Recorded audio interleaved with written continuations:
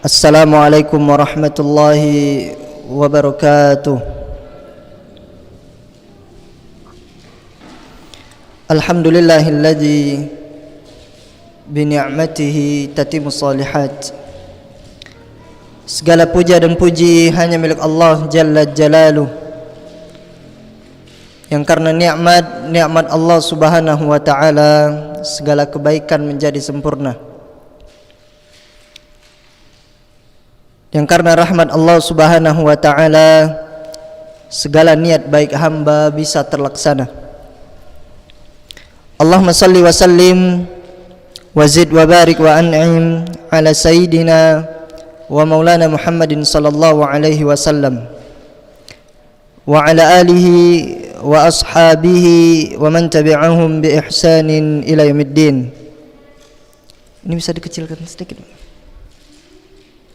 nyaring suaranya. Salawat dan salam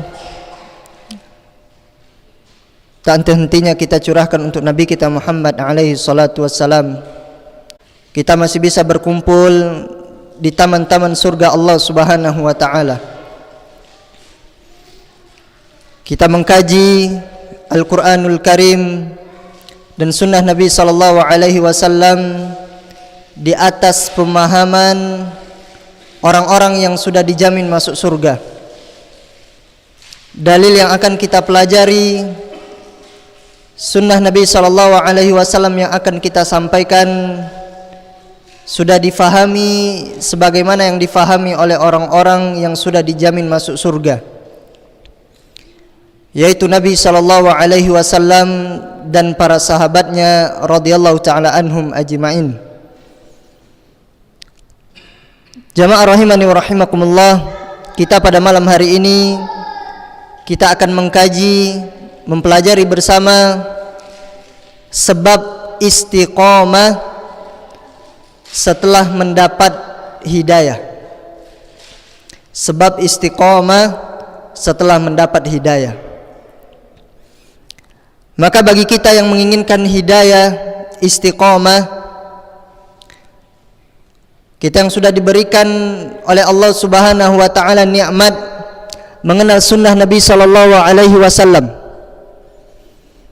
tidak cukup hanya dengan mengenal semata, tapi ada konsekuensi tatkala kita mengenal sunnah Nabi sallallahu alaihi wasallam, yaitu kita harus istiqamah di atas jalan Nabi sallallahu alaihi wasallam. Jika Allah Subhanahu wa taala menghendaki kebaikan kepada seorang hamba, maka akan Allah jadikan hamba tersebut lapang hatinya menerima agama Islam. Seseorang yang Allah inginkan kebaikan, Allah akan lapangkan hatinya untuk menerima agama Islam. Allah mengatakan, "Faman yuridillahu ayyahdiyahu yashrah sadrahu lil Islam."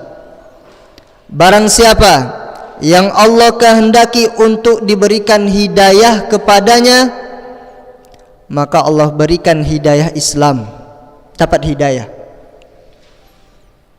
Kemudian setelah hidayah Islam, Allah tambah lagi nikmat di atas nikmat, yaitu mengenal sunnah Nabi sallallahu alaihi wasallam.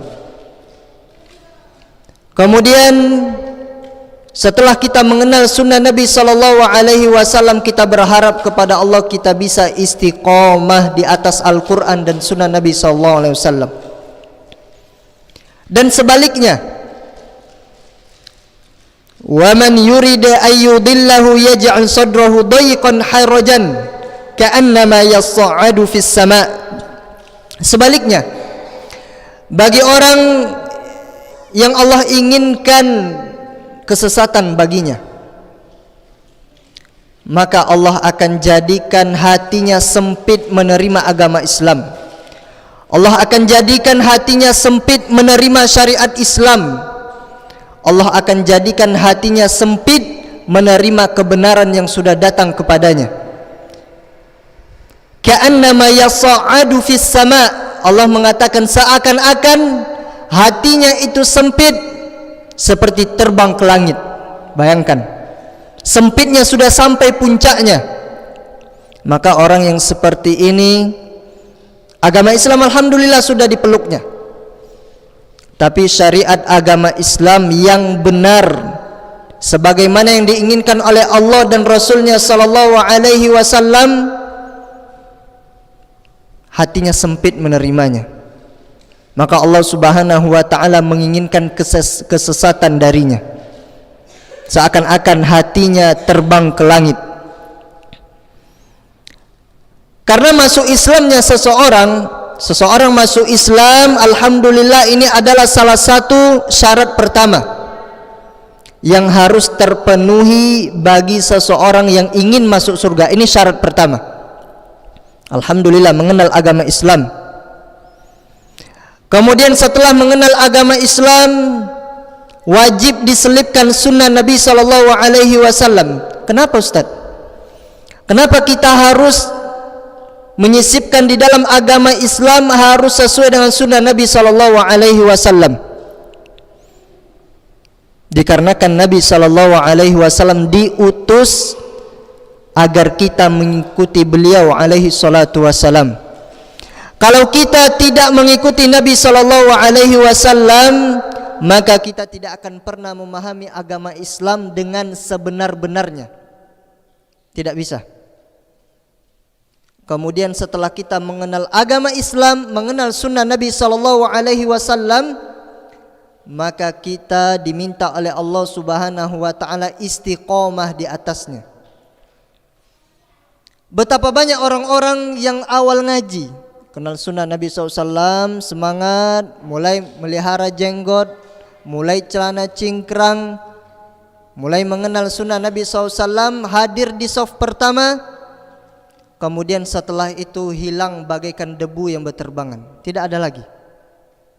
Kenapa? Karena tidak istiqomah, tidak meminta kepada Allah Subhanahu wa ta'ala, dan tidak belajar. Karena tidak cukup kita hanya sekedar mengenal agama Islam, kemudian kita tidak ada konsekuensinya untuk beramal, maka kita akan kembali futur, kita akan bosan, mulai kita jenuh, akhirnya kita tinggalkan sholat berjamaah di masjid, kita tinggalkan. Tidak lagi cingkrang, tidak lagi berjenggot, mulai sebagian ada yang minum khamar lagi, mulai ada yang berjudi lagi. Kenapa? Karena tidak istiqomah. Maka oleh karena itu, tema kita pada malam hari ini adalah sebab istiqomah setelah mendapatkan hidayah. Naam. Apa keutamaan istiqomah? Keutamaan istiqomah yang disebutkan oleh Allah Subhanahu wa ta'ala, ini orang yang ingin istiqomah ini ada fadilahnya, ada keutamaannya. Allah Subhanahu wa ta'ala mengatakan di dalam surat Al-Fussilat ayat 30, Allah mengatakan, A'udzu billahi minasyaitonir rajim. Innal ladzina qalu rabbunallahu tsumma istaqamu tatanazzalu 'alaihimul malaikatu alla takhafu wa la tahzanu wa abshiru bil jannati allati kuntum tu'adun. Allahu akbar. Terkadang imam membaca ini di depan kita, tapi hati kita terlelap dalam tidurnya. Kenapa? Tidak faham artinya. Bertahun-tahun kita mendengarkan imam membaca ini, maka usahakan. Tadi juga sudah diberikan wasiat kepada ibu-ibu, kalau baca Al-Quran diselipkan baca artinya. Baca artinya agar kita faham apa yang diinginkan oleh Allah dan Rasulnya sallallahu alaihi wasallam. Allah mengatakan, sesungguhnya orang-orang yang mengatakan bahwasannya Rabb kami adalah Allah. Rabb kami adalah Allah. Tidak cukup hanya sekedar mengetahui Allah adalah Tuhan kita. Kalau kita mengatakan asyhadu an la ilaha illallah wa anna Muhammadan Rasulullah, ada konsekuensinya yang harus kita kerjakan. Apa itu? Beramal. Kita harus beramal. Seseorang yang mengatakan Tuhan kami adalah Allah dengan segala konsekuensinya, tsumastaqamu, kemudian dia istiqomah di atas kebenaran. Dan orang-orang yang beriman kata Allah, mereka ini berbuat dosa. Orang-orang beriman berbuat dosa. Tapi apa? Mereka bersegera, wasari'u ila maghfiratin min rabbikum. Mereka ini bersegera tatkala melakukan dosa. Bersegera kepada siapa? Kepada Allah Subhanahu wa taala. Dia bertobat kepada Allah Subhanahu wa taala. Tergelincir lagi dia bertobat kepada Allah Subhanahu wa taala. Kemudian orang-orang yang bertakwa ini, orang-orang yang bertakwa, orang-orang yang istiqamah, tatanazzalu alaihimul malaikah. Kemudian kata Allah, yang sudah mengenal tauhid, mengenal beribadah hanya kepada Allah dengan segala konsekuensinya, dia istiqamah. Kemudian kata Allah, malaikat turun kepada mereka. Allahu Akbar. Malaikat yang turun. Bupati kalau berjumpa dengan kita, kita pasti bahagia. Mungkin selfie bareng, mungkin difoto, diceritakan kepada tetangganya, dibuat status, diupload di WhatsApp, di Instagram, di Telegram, di Facebook, diupload semuanya. Alhamdulillah saya bertemu dengan bupati. Tapi yang turun di sini apa? Malaikat. Kemudian mereka mengatakan, Allah takhafu, kalian yang istiqomah di atas kebenaran, kalian jangan takut, wala tahzanu, dan jangan kalian bersedih. Walaupun kalian sedikit, walaupun jumlah kalian tidak banyak, walaupun kalian dibenci, walaupun kalian dimaki, walaupun kalian dihina, tapi apa kata Allah? Kata para malaikat yang Allah sebutkan, Allah takhafu wala tahzanu, jangan takut dan jangan bersedih. Wa abashiru bil jannah, dan kabarkan kepada mereka, kepada orang-orang yang istiqomah, ada kabar gembira bahwasanya ada surga yang telah dijanjikan oleh Allah untuk kalian. Ini keutamaannya. Kita enggak boleh takut walaupun banyak yang tidak menyukai kita. Kita tidak boleh takut walaupun banyak stempel-stempel yang tidak enak kepada kita. Jangan takut. Kenapa? Karena Allah bersama kita. Allah Subhanahu wa taala menjanjikan surga kepada kita. Maka siapakah yang tidak rindu kepada surga Allah Subhanahu wa taala? Kemudian Sufyan bin Abdullah Ats-Tsaqafi radhiyallahu taala anhu, beliau berkata, beliau ini meminta kepada Nabi SAW satu ucapan yang setelah bertanya kepada Rasul SAW, Sufyan Ats-Tsaqafi tidak perlu lagi bertanya kepada orang setelah Nabi SAW. Jadi cukup kepada Nabi SAW saja. Beliau mengatakan, ya Rasulullah, qul li fil Islam qaulan. Wahai Rasulullah, ajarkan kepadaku satu ucapan di dalam agama Islam yang sudah mencukupkan aku. La as'alu anhu ahadan ghairuka, sehingga aku tidak perlu lagi bertanya kepada orang selainmu, wahai Nabi sallallahu alaihi wasallam. Maka Nabi mengatakan, qul amantu billah, katakanlah aku beriman kepada Allah, tsumastaqim, kemudian istiqomahlah. Ini yang disebutkan oleh Nabi sallallahu alaihi wasallam. Kemudian kita masuk kepada tanda-tanda keistiqomahan. Tanda-tanda keistiqomahan ada yang secara sisi zahir dan ada secara sisi batin. Zahir itu yang nampak pada fisik seorang hamba, berarti dia ini istiqomah. Apa yang pertama?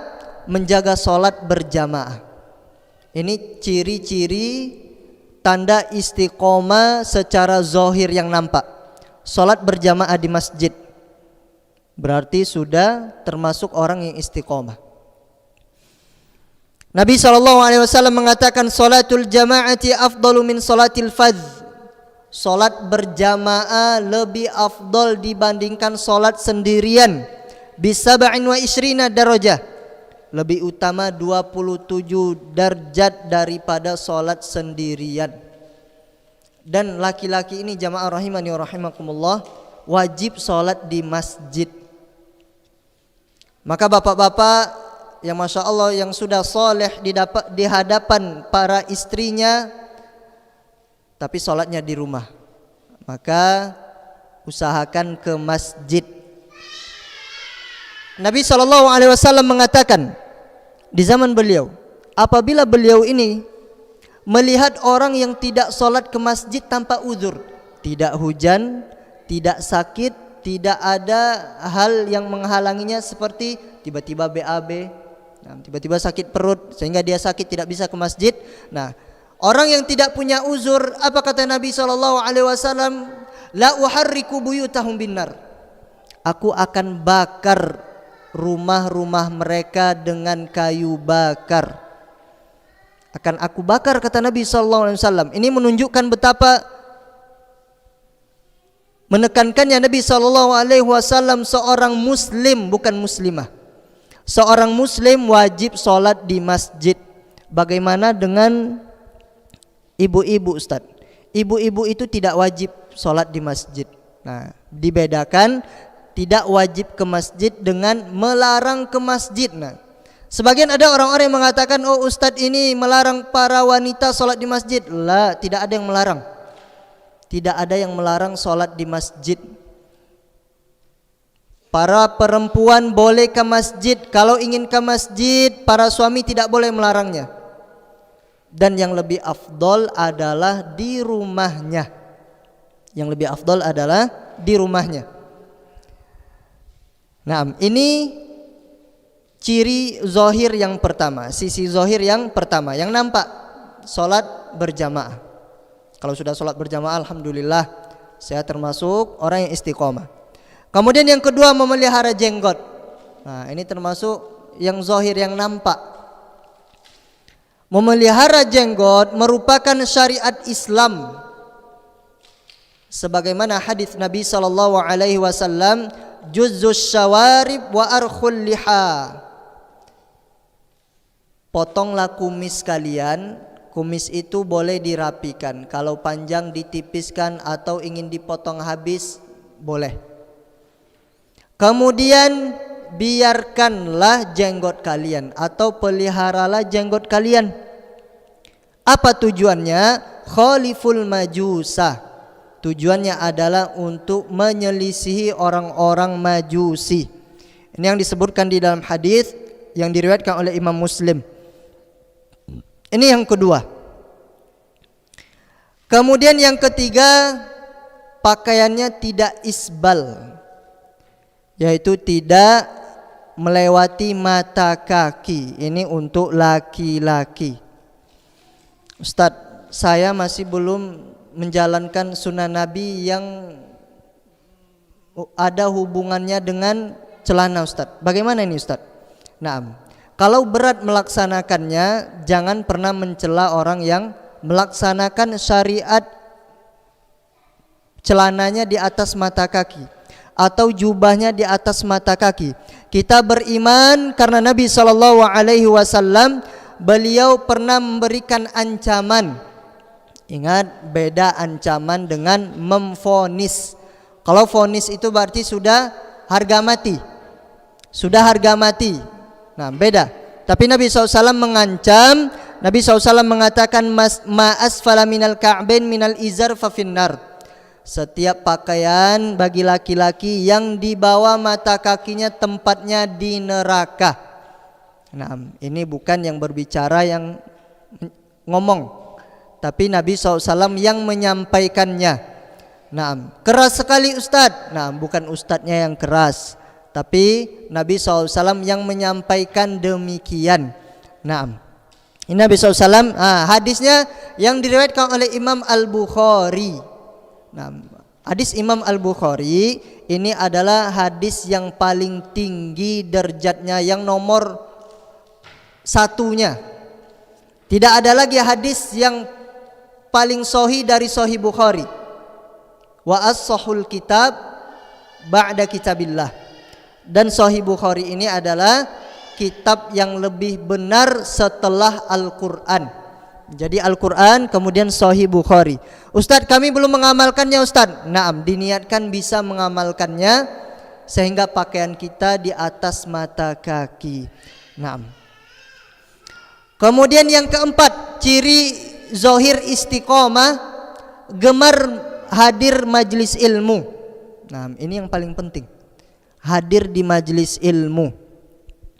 Nah, tapi kita ini ngaji bertahun-tahun, berlalunya hari, waktu, tahun-tahun, bulan-bulan, tapi terkadang ilmu itu tidak masuk kepada kita. Kenapa? Salah satu penyebabnya adalah kita tidak bawa alat tulis.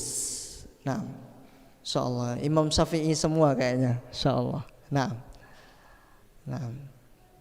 maka Imam Syafi'i saja beliau mengatakan qayyidu,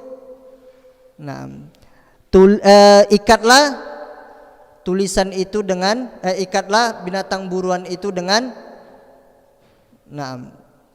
tulisan.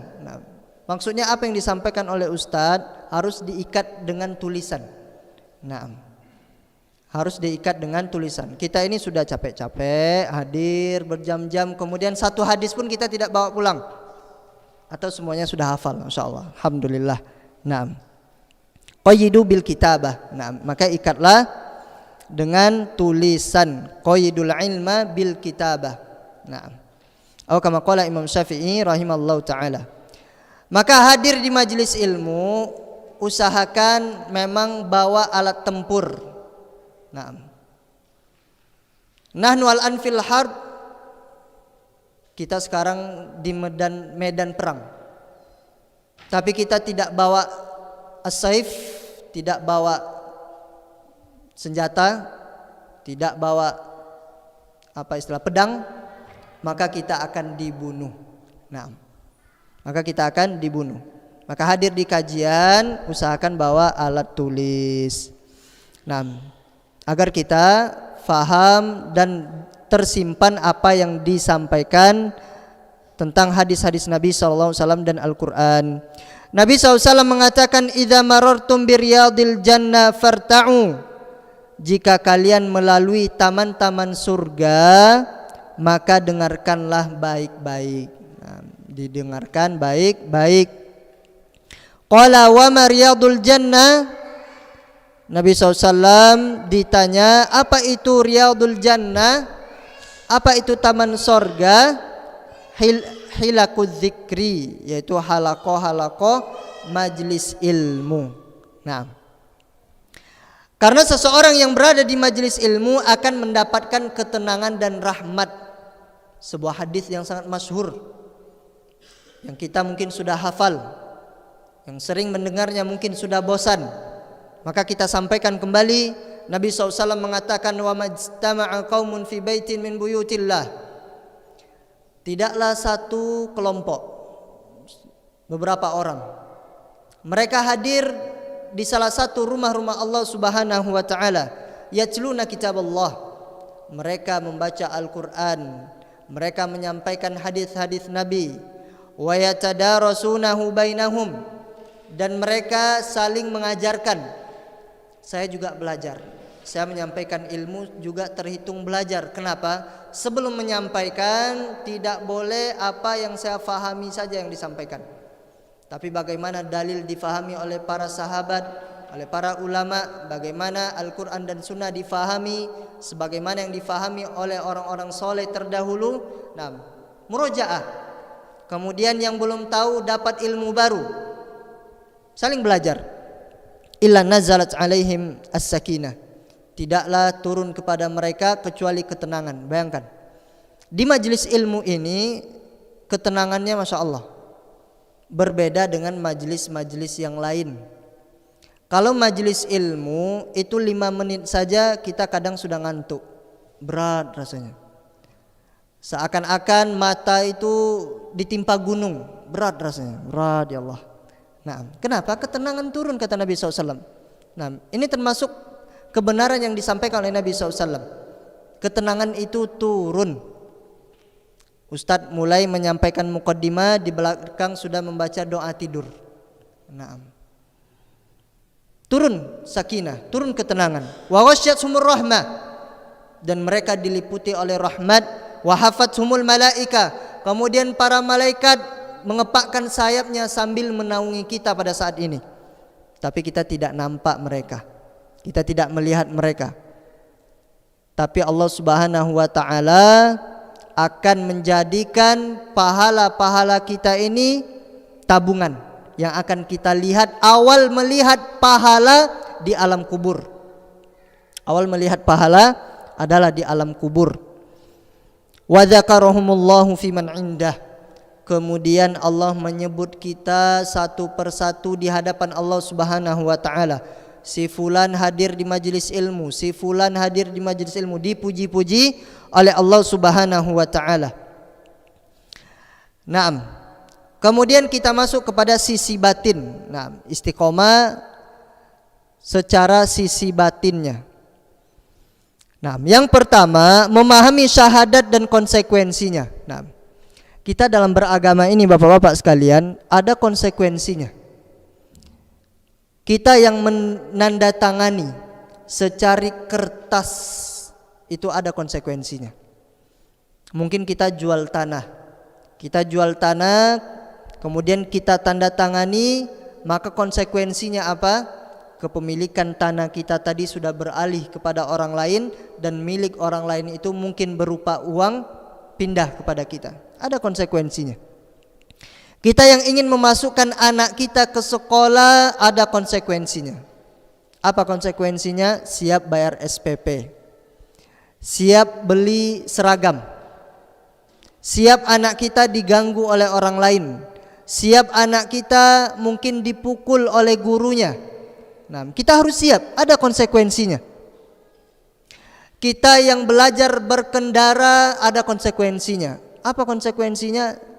Siap-siap akan jatuh, siap-siap akan gores, siap-siap motornya akan rusak, mobilnya akan rusak. Ada konsekuensinya. Demikian juga tatkala kita masuk ke dalam agama Islam, ada konsekuensinya. Apa konsekuensinya? Kita harus meyakini bahwasannya Allah adalah pencipta, pemberi rezeki, yang menghidupkan.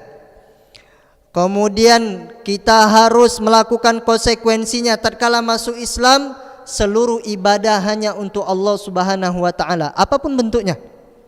Apapun bentuknya, selama itu ibadah, niatkan untuk Allah Subhanahu wa taala. Kemudian kita wajib mengimani asma wa sifat, nama dan sifat Allah sebagaimana yang Allah cantumkan dan Rasulnya SAW cantumkan dalam hadis dan di dalam Al-Quranul Karim. Ini konsekuensinya. Kemudian kita masuk ke dalam agama Islam, ingin masuk surga. Apa konsekuensinya? Kita harus beramal.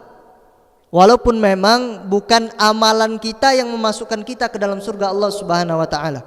Bukan amalan kita, tapi adalah rahmat dari Allah Subhanahu wa taala. Berarti Ustadz kita tidak perlu beramal, bukan. Dikarenakan setiap apa yang diinginkan oleh Allah Subhanahu wa taala untuknya, maka Allah akan permudah baginya melakukannya. Allah inginkan surga kepada kita, maka Allah Subhanahu wa taala menjadikan kita orang yang semangat dalam beramal. Nah, poin yang kedua, meyakini pembagian tauhid yang 3. Nah, Ustadz, tauhid itu kan satu, Ustadz. Kok ada 3? Nah, ini Ustadz buat bid'ah kayak gini. Nah, insyaallah. Nah, tauhid itu hanya satu. Tapi kenapa menjadi 3, Ustadz? 3 ini untuk mempermudah kita. Tauhid itu satu tujuan yang beribadah kepada Allah Subhanahu wa taala. Ada tauhid rububiyah, tauhid uluhiyah, tauhid asma wa sifat. Ini semuanya adalah satu. Tapi dipecah oleh para ulama, tujuannya apa? Agar mempermudah kita mempelajarinya. Sebagaimana dalam bahasa Arab di zaman Nabi SAW tidak ada fiil, tidak ada huruf, tidak ada isim, itu tidak ada. Yang sudah belajar bahasa Arab Tidak ada fi'il, kata kerja, tidak ada isim, nama benda, tidak ada huruf. Di zaman Nabi SAW tidak ada. Kemudian dilakukanlah pengkajian oleh para ulama, diteliti, ternyata di dalam bahasa Arab ada 3 komponen, fi'il, isim, huruf. Dalam tauhid ternyata ada 3 komponen, yaitu tauhid rububiyah, tauhid meyakini bahwasanya Allah Maha Pencipta, Allah yang mematikan, Allah memberi rezeki. Kemudian tauhid uluhiyah, ibadah hanya kepada Allah semata. Kemudian tauhid asma wa sifat, itu cukup sebagaimana yang Allah sampaikan dalam Al-Quran dan disampaikan oleh Nabi SAW. Nah, ini yang harus kita yakini. Nah, kemudian yang ketiga, menjauhi berbagai bentuk peribadatan kepada selain Allah. Menjauhi berbagai bentuk ibadah kepada selain Allah. Ini yang harus kita jauhi.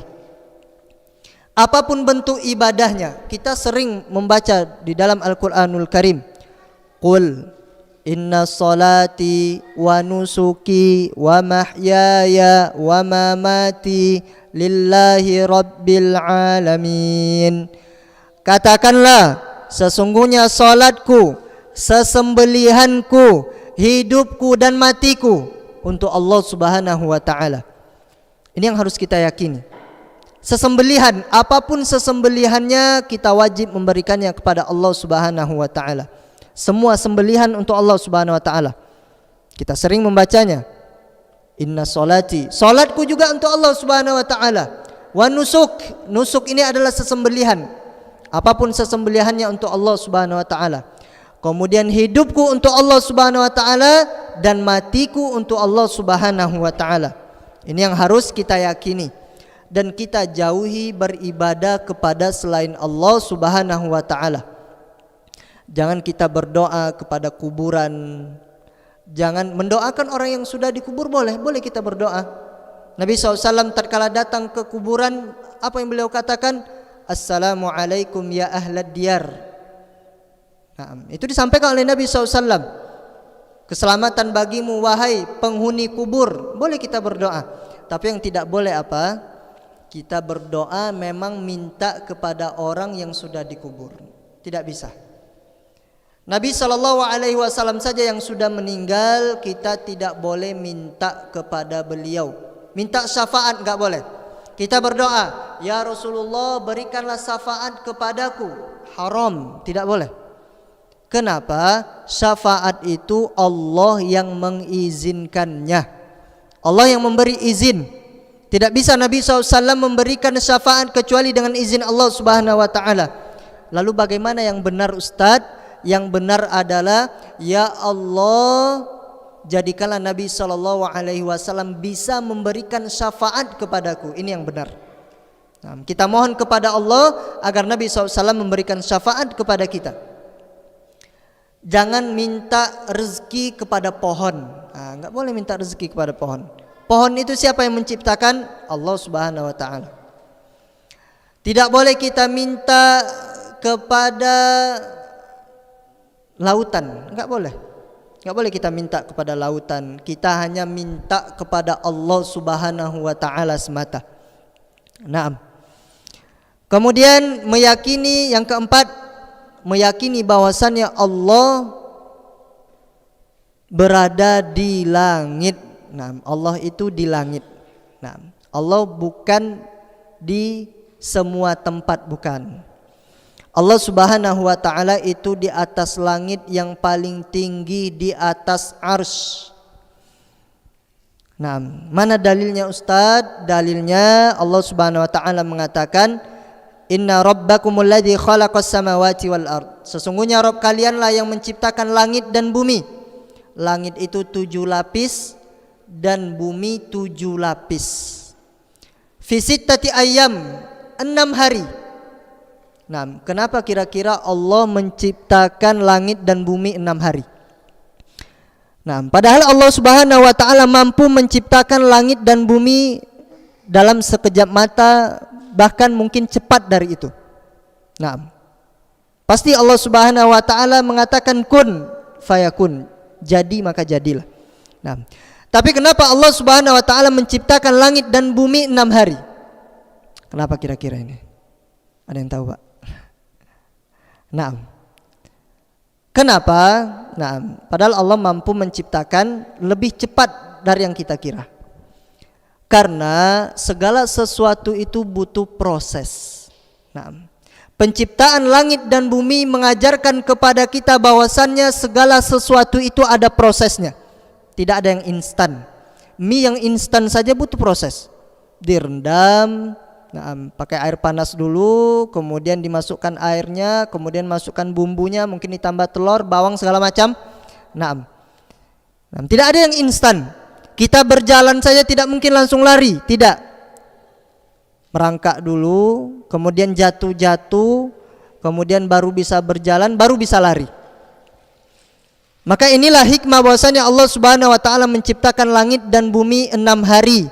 Tujuannya segala sesuatu itu mengajarkan kepada kita segala sesuatu itu ada prosesnya.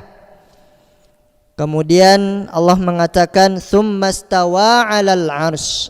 Kemudian Allah bersemayam di atas arsy, yudabbirul amr, dan Allah yang mengatur segala urusan. Oh, berarti Allah duduk seperti duduknya kita, Ustaz? Tidak. Jangan difahami Allah Subhanahu wa taala seperti manusia. Telinga kita saja berbeda. Telinga saya dengan Ustaz Bima berbeda. Bentuk tubuh saya dengan Ustaz Said berbeda. Hafizallahu ta'ala. Telinga kita dengan telinga gajah itu berbeda. Hidung kita dengan hidung gajah itu berbeda. Jangan disamakan pencipta kita dengan yang diciptakan. Jangan disamakan. Allah bersemayam di atas arsy, ya sudah kita fahami seperti itu. Bagaimana caranya, bagaimana bentuknya, tidak usah dipertanyakan. Itu urusan Allah Subhanahu wa ta'ala.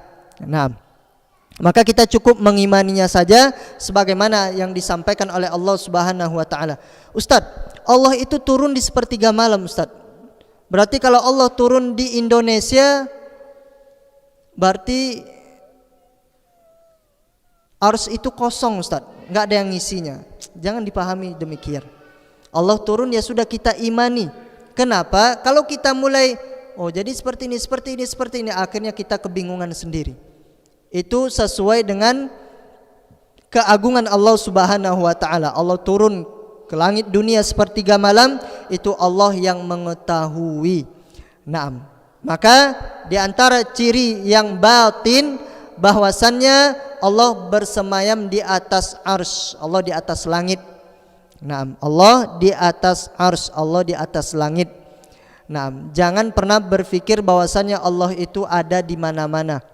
Kalau Allah ada di mana-mana, berarti Allah Subhanahu wa taala mendapatkan sifat-sifat yang tidak seharusnya kita berikan kepada Allah.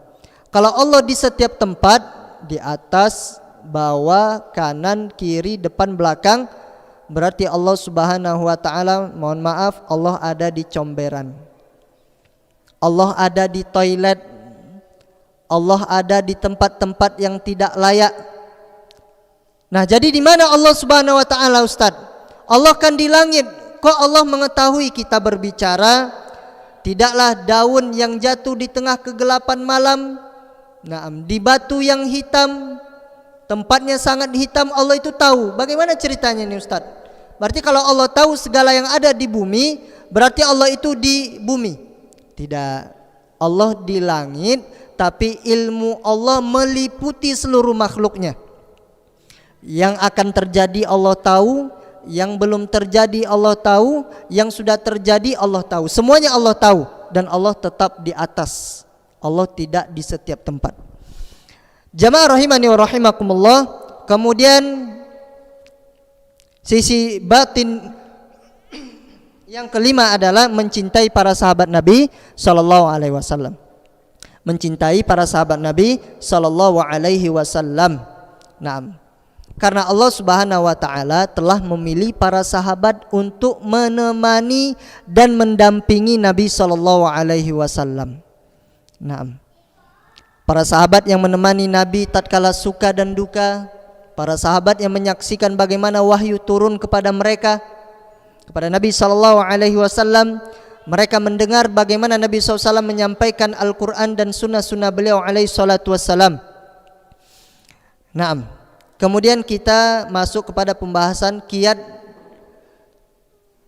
menjaga kiat istiqomah setelah mendapat hidayah. Kiat istiqomah setelah mendapat hidayah. Nah, kiat-kiatnya yang pertama adalah berupaya untuk tetap hadir di majelis ilmu. Kita kalau ingin istiqomah, maka usahakan hadir di majelis ilmu. Walaupun terkadang kita malas, walaupun kita belum siap mendengarkan ilmu, maka usahakan hadir di majelis ilmu. Hadir di majelis ilmu. Nah, Mu'adz bin Jabal radhiyallahu anhu beliau mengatakan, belajarlah ilmu sebab mempelajarinya karena Allah adalah melahirkan rasa takut. Kita yang sudah belajar tapi belum takut kepada Allah Subhanahu wa taala, koreksi di mana salahnya? Apakah masih belum ikhlas atau hanya sekedar ikut-ikutan saja, belum dari hatinya pribadi? Maka dicek. Kemudian beliau juga mengatakan menuntut ilmu adalah ibadah. Hadir kita ini adalah ibadah. Umar bin Al-Khattab radhiyallahu taala anhu beliau mengatakan, tidaklah seseorang dari rumahnya kemudian hadir ke majelis ilmu. Kemudian setelah di majelis ilmu dia sadar, dia bertaubat pulang ke rumahnya, maka dosanya sebesar gunung Tihama akan diampuni oleh Allah Subhanahu wa taala. Semua yang hadir di majelis ilmu. Kita ini sekarang sedang beribadah. Ibadah itu bukan hanya sholat, bukan hanya puasa, bukan hanya zakat, tapi hadir di majelis ilmu merupakan ibadah. Nah, kita sampaikan bagaimana keadaan para ulama yang soleh terdahulu, mereka semangat hadir di majelis ilmu. Mungkin terkadang kita bosan, kita malas, jaraknya mungkin jauh 2 meter. Nah, dekat ya Pak ya. Nah, mungkin 3 langkah dari masjid, mungkin bosan. Nah, mudah-mudahan setelah mendengarkan bagaimana kondisi para ulama terdahulu yang soleh, mereka semangat dalam menuntut ilmu, kita kembali semangat hadir di majelis ilmu. Karena sebagian di antara kita di awal-awal hijrah itu semangat. Salat sunnah dikerjakan semua, tahajud, witir, sampai pun kajian ustadznya minta ditambah, ustadz tambah lagi kajiannya, ustadz kurang, insyaallah. Tapi sekarang sudah lesu. Nah, maka kita butuh mood booster. Nah, kita butuh ada tambahan energi, kita butuh ada tambahan suplemen. Nah, maka kita akan bercerita tentang para ulama soleh, salafus soleh yang semangat dalam menuntut ilmu. Nah, di antaranya adalah Ibnu Al-Madini. Nah, Ibnu Al-Madini rahimahullah taala. Nah, Ibnu Al-Madini bertanya kepada Asy-Sya'bi. Nah, jadi 2 ulama ini saling bertanya. Ibnu Al-Madini mengatakan, wahai temanku, nah, wahai imam, bagaimana Anda mendapatkan ilmu yang banyak ini? Ini Al-Madini kepada Asy-Sya'bi. Bagaimana caranya? Kok bisa hafal ini, bisa baca ini, nah, mengeluarkan istimbat fikih? Bagaimana caranya? Maka Asy-Sya'bi mengatakan, binafil i'timad wasairi fil bilad was-sabru kasabril himar wa bukuri ka bukuril ghurab. Allahu akbar. Ini para ulama, wajar mereka dinamai ulama, wajar karena pengorbanan mereka dalam menuntut ilmu. Apa kata Asy-Sya'bi? Aku mendapatkan ilmu ini dengan meninggalkan berpangku tangan, tidak minta-minta. Beli kitab minta, ingin makan untuk pribadi minta, tidak. Kemudian mengelilingi dunia, bersafar. Sudah ada di sini yang bersafar menuntut ilmu? Nah, belum ya Pak. Nah, Kapan kita safar mungkin ke Palembang, nah, nuntut ilmu, atau ke Martapura nuntut ilmu ke pondok, insyaallah. Nah, beliau mengatakan mengelilingi dunia. Ini semangat beliau. Kemudian bersabar seperti sabarnya khimar, keledai, bersabar.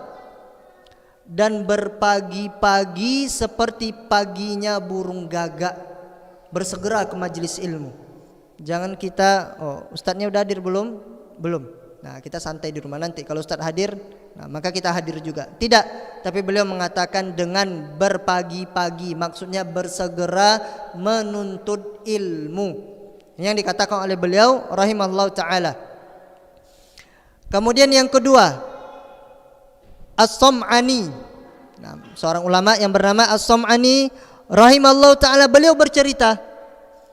Nah, ini beliau As-Sam'ani bercerita, aku pernah mendengarkan sebagian masyayikh, sebagian guru-guruku, mereka menceritakan tentang Muhammad bin Thahir al-Maqdisi. Muhammad bin Thahir al-Maqdisi, bahwasanya guru As-Sam'ani mengatakan bahwasanya Muhammad bin Thahir al-Maqdisi pernah berjalan di suatu malam sendirian untuk belajar ilmu sekitar 7 farsakh. Berapa itu 7 farsakh? Sekitar 5 kilometer. Sendirian, malam gelap. Kita tahu dahulu enggak ada PLN. Nah, enggak ada lampu seperti kita ini. Berjalan sendirian di tengah gelapnya malam sekitar 7 farsakh. Nah, yaitu sekitar 35 km. Jadi satu farsakh itu, satu farsakh adalah 5 km. Jadi totalnya 7 farsakh adalah 35 km. Kemudian guru As-Sam'ani mengatakan beliau terus menerus berjalan siang dan malam hingga menempuh 20 farsakh, sekitar 100 km. Ini beliau, Allahu Akbar. Kita kadang hadir kajian, oh ustadz ini, sudahlah di rumah saja. Oh ustadz ini, ya sudahlah, tidak semangat kita. Naam. Lihat para ulama kita, bahwasanya beliau semangat dalam menuntut ilmu. Kemudian cerita tentang Muhammad bin Thahir al-Maqdisi juga. Naam. Bahwasanya Muhammad bin Thahir al-Maqdisi, beliau mengatakan, aku pernah kencing darah 2 kali. Bayangkan kencing darah. Kita kadang gerimis, udah di rumah aja. Nah, ya Pak, kita di rumah saja. Sudah gerimis, nah nanti basah baju kita, baju baru dibeli pulang umroh, nah di rumah saja. Nah, atau sakit kakinya, nah sakit tapi di rumah masih jalan, kerja masih lancar, tapi kalau untuk kajian ya sudahlah, istirahat dulu, istirahat kajiannya. Nah, tapi lihat Muhammad bin Thahir al-Maqdisi, beliau mengatakan, aku pernah kencing darah 2 kali saat belajar hadis. 2 kali kencing darah untuk belajar hadis. Sekali di Baghdad dan sekali di Makkah. Sekali di Baghdad dan sekali di Makkah. Nah, perjalanannya kira-kira dari mana? Dari Spanyol menuju Baghdad aja. Sekali naik kendaraan, selebihnya enggak ada. Nah, sambil membawa kitab di pundakku. Nah, ini disebutkan tentang Muhammad bin Thahir al-Maqdisi. Kemudian para ulama berebut tempat di majelis kajian. Berebut tempat. Berebut tempatnya bukan berebut. Nah, Masya Allah cara berebutnya para ulama. Mereka ini berebut tempat. Ja'far bin Durus Tuwai rahimahullah, beliau mengatakan, kami memesan tempat duduk karena terlalu padat di sebuah majelis kajian Ali bin Al-Madini. Nah, ini Ja'far ad-Durus Tuwai. Kami memesan tempat di majelis kajian Al-Madini waktu asar untuk kajian besok. Allahu Akbar. Kajian besok, bukan kajian asar ini, tapi untuk besok. Kemudian beliau mengatakan, kami menempatinya sepanjang malam karena khawatir besok tidak dapat tempat. Tidak dapat tempat. Akhirnya kami di situ, tidur di situ, duduk di situ. Kemudian beliau mengatakan, kami melihat seorang yang sudah tua di majelis tersebut mengencingi jubahnya. Bayangkan, karena takut tidak dapat tempat kalau keluar. Beliau mengatakan, Ja'far ad-Durustuwai, beliau mengatakan karena khawatir tempat duduknya diambil oleh orang lain jika dia berdiri untuk duduk. Ini pengorbanan para ulama. Ustaz, berarti kita boleh kencing di majelis? Tidak. Tidak.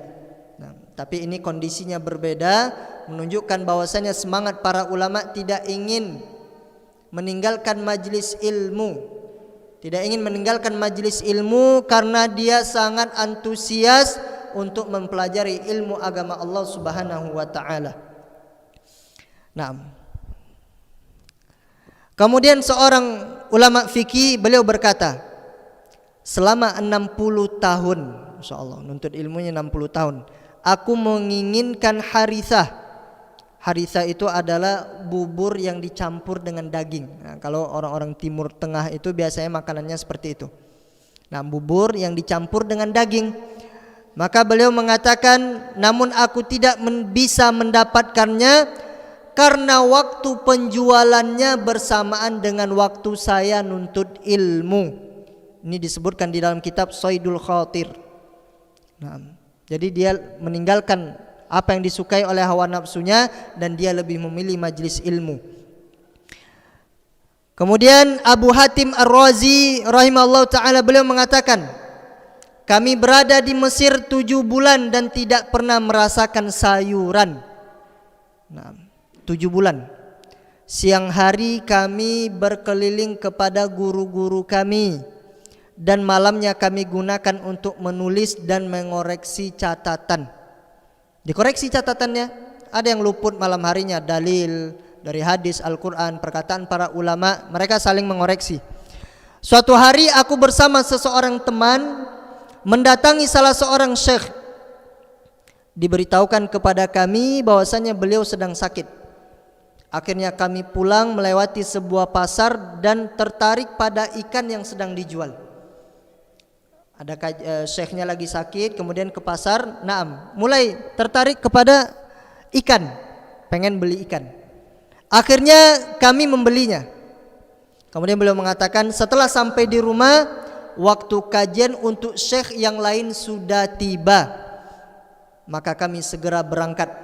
Akhirnya ikan tadi ditinggalkan selama 3 hari dan ikan tersebut belum sempat dimasak karena kesibukan menuntut ilmu. Bayangkan, kadang kita tidak terlalu lapar pun, masih cari bakso, nanti saja kajiannya, bakso dulu. Mie ayam dulu, nanti kajiannya. Degan dulu, baru kajiannya, nanti saja kajiannya.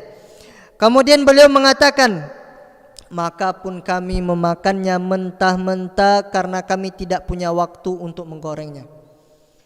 Ini bagaimana waktunya para ulama. Mereka tidak bisa menikmati hawa nafsunya, mengikuti hawa nafsunya. Ini untuk suatu yang mubah. Suatu yang mubah pun mereka tetap tinggalkan demi menuntut ilmu. Ini para ulama kita. Kemudian Abu Hatim Ar-Razi kemudian mengatakan, apa kata beliau? La yustata'ul ilmu bi rahatil jasad. Ilmu itu tidak bisa diraih dengan badan yang santai-santai. Badan yang santai-santai tidak akan mendapatkan ilmu.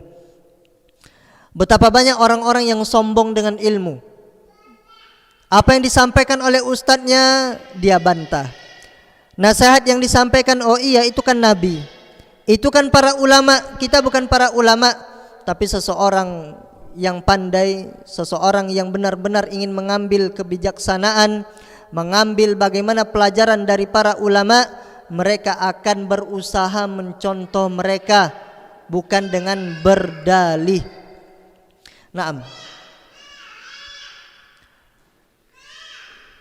Kemudian di antara banyak cerita-cerita para ulama, tapi karena waktu kita sedikit, maka kita lanjutkan ke poin yang kedua. Kiat menjaga kiat istiqomah setelah mendapatkan hidayah. Poin yang kedua adalah Sibukkan diri dengan ibadah dan amalan kebaikan. Kita yang sudah ngaji, tanyakan kepada kita, kapan terakhir sholat duha? Sholat duha kita kapan? Sudah ngaji, tahu keutamaannya, bersedekah sebanyak sendi. Nah, sendi-sendi yang ada di badan kita, kapan kita sholat duha? Terakhir kapan kita sholat duha? Kapan kita terakhir sholat witirnya? Kapan kita terakhir sholat tahajudnya? Ilmu itu bukan sekedar saya belajar kepada Ustadz Syafiq, saya belajar kepada Ustadz Khalid, saya belajar kepada Ustadz Firanda, saya belajar kepada Syekh Abdul Razak, saya belajar kepada Syekh Saleh Al-Munajjid, saya belajar kepada Syekh Saleh Al-Utsaimin, Syekh Bin Baz. Tidak. Bukan itu. Tapi ilmu itu ilmu yang diamalkan, bukan hanya sekedar mengatakan saya belajar kepada syekh, saya belajar kepada ustadz, tapi ilmunya tidak diamalkan, maka ilmunya tidak bermanfaat baginya. Naam. Sebagaimana firman Allah Subhanahu wa taala yang menyebutkan tentang penyesalan orang-orang yang sedikit pahalanya. Naam, ayatnya kita hafal. Imam pun sering membacanya. Allah mengatakan, yaqulu ya laitani qaddamtu li hayati. Wahai Rabbku, alangkah baiknya jika aku ditambah. Wahai Rabbku, alangkah indahnya, alangkah baiknya jika aku dahulu mengerjakan amal soleh untuk hidupku ini. Ingin beramal. Allah juga mengatakan, fa asaddaqa wa akum minas solihin. Fayaqula rabbi laula akhartani ila ajalin qarib fa asaddaqa wa akum minas solihin. Ya Allah, kalau seandainya engkau tunda kematianku, maka aku akan menjadi orang yang soleh dan aku akan bersodakoh. Nah, menyesal. Kenapa? Ilmunya hanya sampai di telinga saja, tidak diamalkan. Maka ini adalah ilmu yang tidak bermanfaat. Nah, Nabi SAW mengatakan, mamin ahadin yamut, tidaklah salah seorang meninggal, illa nadamun, kecuali ia akan menyesal. Qalu, para sahabat bertanya, kenapa mereka ini menyesal wahai Rasul SAW? Apa yang mereka sesalkan? Maka Nabi SAW mengatakan, in kana muhsinan nadamun alla yakuna azdadun. Kalau dia orang baik, dia akan menyesal kenapa amalnya dulu tidak ditambah. Kenapa sholat duhanya dulu 2 rakaat saja? Kenapa sodakonya 10.000 saja? Kenapa berbuat baik kepada istrinya sedikit? Menyesal. Kenapa sholat witirnya hanya 1? Kenapa sholat tahajudnya hanya 4 rakaat? Mereka menyesal. Wa in kana musian nadamun an la yakuna naz'un. Apabila dia orang yang jelek, maka ia menyesal mengapa ia tidak bertaubat sebelum waktu sakaratul maut datang. Naam, ini yang dikatakan oleh Nabi sallallahu alaihi wasallam. Kemudian poin yang ketiga, ketika telah datang dalil, hendaknya seorang muslim menerimanya. Dalil yang sahih. Ketika telah datang dalil, hendaknya seorang muslim menerimanya, walaupun berat dia lakukan, walaupun berat dia kerjakan. Naam. Baik, insyaallah cukup sampai di sini.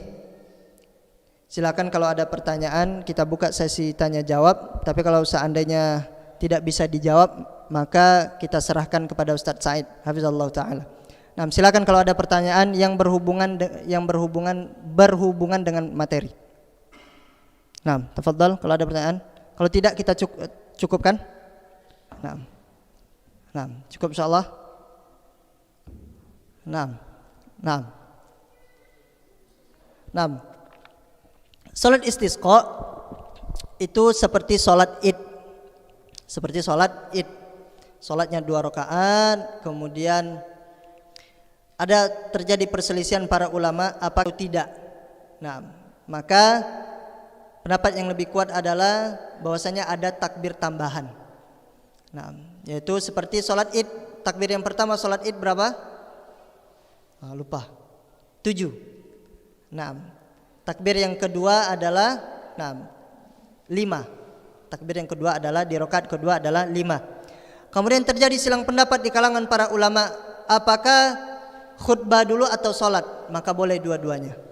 Nah, boleh khutbah dulu baru salat, boleh salat dulu baru khutbah. Dan tidak ada azan dan iqamah. Nah, salat istisqa tidak ada azan dan iqamah. Kemudian kapan seseorang itu dituntut untuk melaksanakan salat istisqa? Dituntut seseorang salat istisqa tatkala air sudah habis. Air sudah tidak ada, kemudian hujan tidak turun-turun. Maka seketika itu wajib, tidak sampai wajib, maka mereka dituntut untuk melaksanakan salat istisqa. Meminta kepada Allah Subhanahu wa taala, kemudian keluar dari rumah usahakan pakai pakaian sederhana saja. Pakai pakaian yang sederhana saja. Apakah sekarang sudah dituntut salat istisqa, Ustaz? Wallahu taala alam, saya melihat belum dituntut untuk salat istisqa. Belum dituntut untuk salat istisqa. Karena kita di pondok juga belum ada arahan dari pimpinan.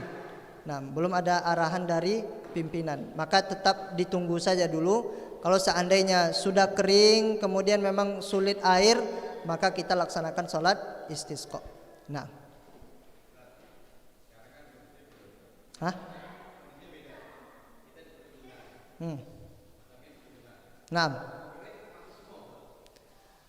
Di zaman Nabi SAW itu juga ada perkebunan. Memang sudah keadaan kering, benar-benar kering, maka baru dilaksanakan salat istisqa. Tapi kalau seandainya, salat istisqa ini ada dua. Ada yang khotib berdoa, itu termasuk doa istisqa. Kemudian salat istisqanya dikerjakan di lapangan. Kalau seandainya kira-kira kita ini sudah memudaratkan, hujan tidak turun, ya tafadhol dikerjakan, tidak jadi masalah. Dikerjakan tidak jadi masalah, dikerjakan. Dikerjakan salat istisqa. Tapi wallahu alam kita di pondok masih belum melaksanakan salat istisqa. Kalau kira-kiranya butuh, laksanakan salat istisqa. Wallahu alam bishawab. Silakan kalau ada yang lain. Cukup insyaallah.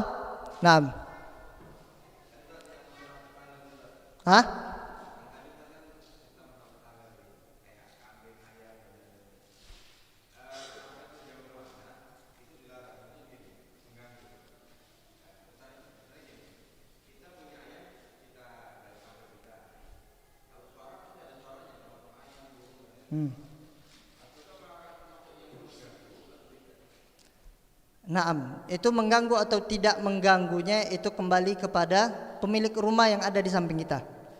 Pemilik rumah yang ada di samping kita. Kalau seandainya dia merasa terganggu, ya semampu kita untuk menghilangkan gangguan tersebut. Kalau itu berupa suara. Tapi kalau sudah termasuk uruf, ya, kebiasaan yang namanya tinggal di desa, ya suara kambing ada, suara ayam ada, maka ini tidak jadi masalah. Termasuk kebiasaan kita tinggal di kampung, kandang kambing dekat rumah, kemudian kandang ayam dekat rumah, maka ini tidak berdosa. Kalau seandainya tetangga kita ridho dengan hal tersebut. Wallahu alam bishawab. Ada lagi? Cukup insyaallah. Kita tutup dengan doa kafaratul majlis, dan saya ucapkan terima kasih banyak kepada yang sudah hadir.